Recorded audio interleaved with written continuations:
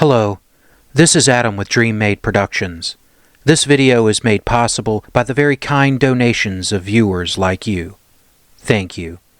If you are in a position to help this channel improve quality and grow, please visit my Patreon page at www.patreon.com/DreamMadeProductions, linked below.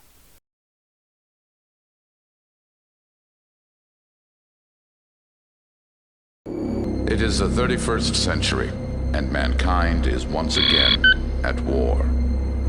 The battlefields of the future are dominated by huge robotic war machines known as battlemechs. Well, this is a bit of a bonus, since the last battle report was based on the intro battle from Mech Commander. A while back, Battlebound and Enzo did a review and breakdown of the Mech Commander intro. That intro is a BattleTech classic. I later gave my feelings on the intro, but during that, it got me thinking, how would that battle have worked out on the tabletop without all the plot armor?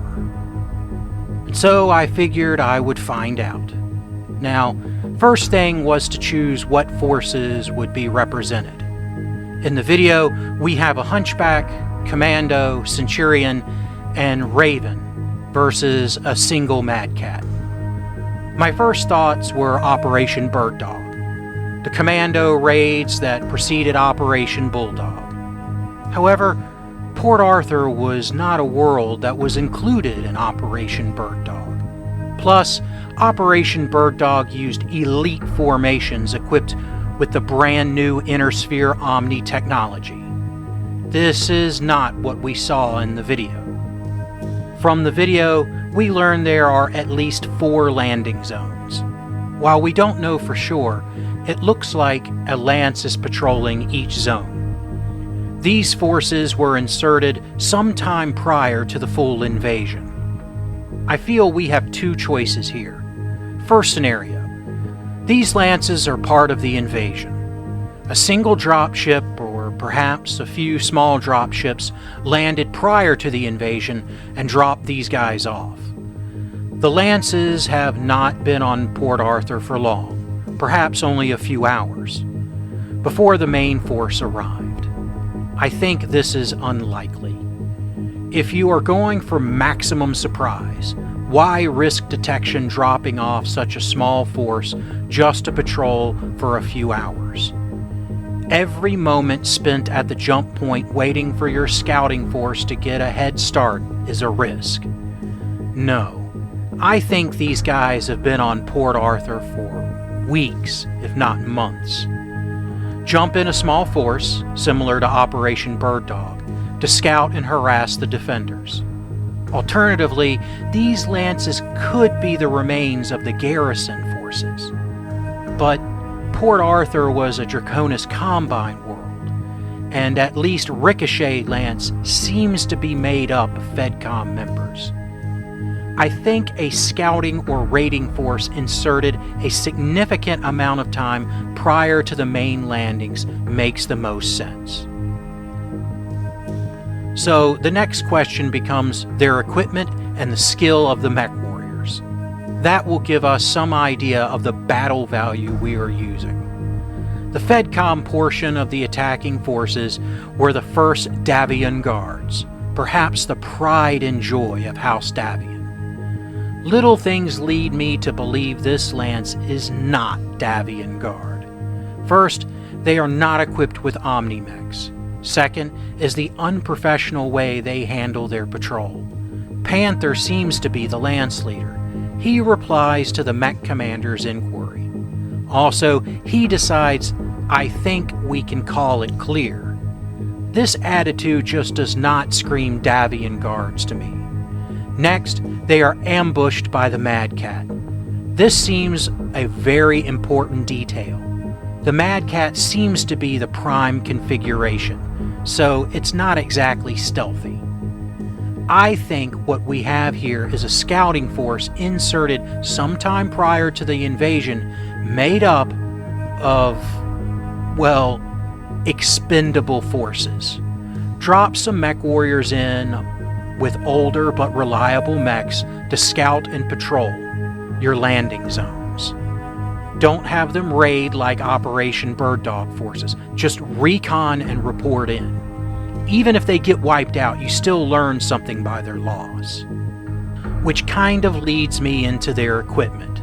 Let's start with Panther's Raven. In the video, we see Panther fire a laser of some kind, and of course his SRM-2. There are no configurations of the Raven that matches this.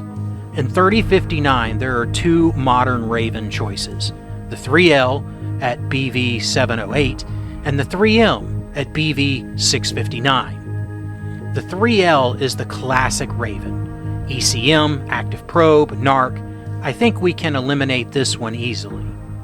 If Panther had the Active Probe, the Mad Cat should not have been able to get the jump on their lance. That is a big reason for its existence. Plus, the weapons just don't line up.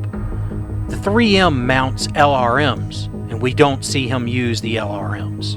Plus, the weapons also just don't make sense. This leaves us with the 3039 designs, the 1X and the 2X, both of which sport SRM6s and medium lasers. However, I do think it is interesting that the 1X carries the Series Arms electronic warfare equipment. Basically, a combined ECM and active probe, but heavier and with less range. So, without a cannon mech to use, I decided I should build my own.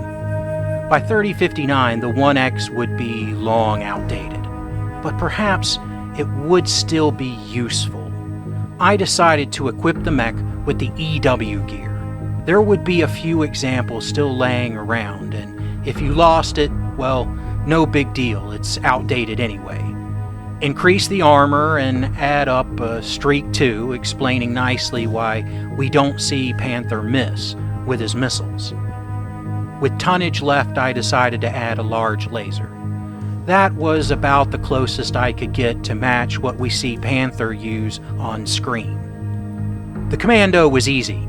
We see it use a laser and SRMs. This matches well with its classic 5S. The Centurion had a few choices. I eliminated the D3D since it has a Gauss rifle, and we clearly see it fire an autocannon. That leaves the 9D and the D3, both of which sport LB-10s. Either of these could work, but since I was going for the whole Expendables theme here, I settled on the classic A. The Hunchback was a similar decision. It could have been an upgraded 5M or 5N, both retain the classic AC-20, which we see very clearly in the video. Still, the 4G is iconic and fits since the other two used intro tech. The Smoke Jaguar was much simpler. The Mad Cat seems to be in its primary configuration, so the only real decision is the skill level of the pilot. I played with the numbers a little, but decided to go with the 3 gunnery 4 pilot standard for clan mech warriors. I did create a commando version of the Lance, something that would fit a little better if these guys were indeed Davian guards, and using only cannon mechs. It actually worked a little better with BV, but doesn't match what we see on screen, and just doesn't feel right. The game did not play out the way I thought it would. Going in, I was pretty sure the Inner Sphere Lance would bum rush the Mad Cat, corner it, and it would end fairly quickly. It kind of started off that way, with some really bad rolls from the Mad Cat, and in some ways the game technically ended on turn 3. That AC-10 headshot should have put the Mad Cat into forced withdrawal. That would have made for a really short video, so I decided to keep going, thinking, okay, Honor is pushing this Jaguar mech warrior onward. He is in a second-line garrison formation piloting a front-line Omni-Mech. He really does not want to be busted down to an old 2C mech. Or worse, for running away after barely scratching the Inner Sphere Surrats. I guess it was a good decision because the game really picked up after that. I will admit, by the end, I was sitting on the edge of my seat. Flipping the next card in the command deck was stressful, and I was playing both sides. I hope you don't mind if I shield here.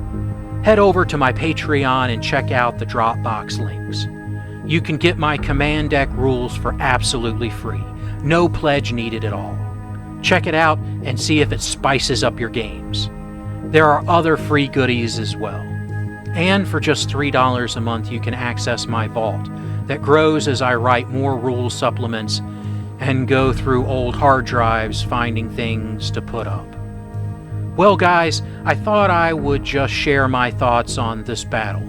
I may continue these breakdowns.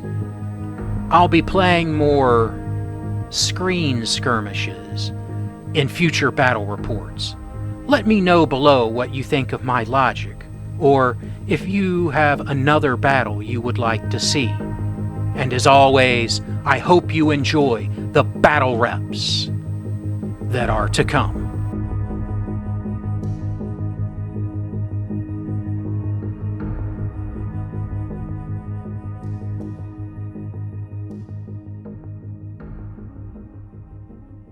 Hello, this is Adam with Dream Made Productions. Thank you for watching my content. It really means a lot that you have given me the chance to entertain you. If you would like to support the channel, please visit my Patreon at patreon.com/DreamMadeProductions, linked below. Also below is a link for PayPal, or links if you would like to send crypto, if that's more your thing. Please know any amount that you give will be cherished and used to upgrade equipment and improve the channel. You can also help the channel by subscribing, turning on notifications, liking, commenting, and sharing my channel with anyone you think might be interested. Thank you again for watching, and I hope you enjoy the battle reps that are to come.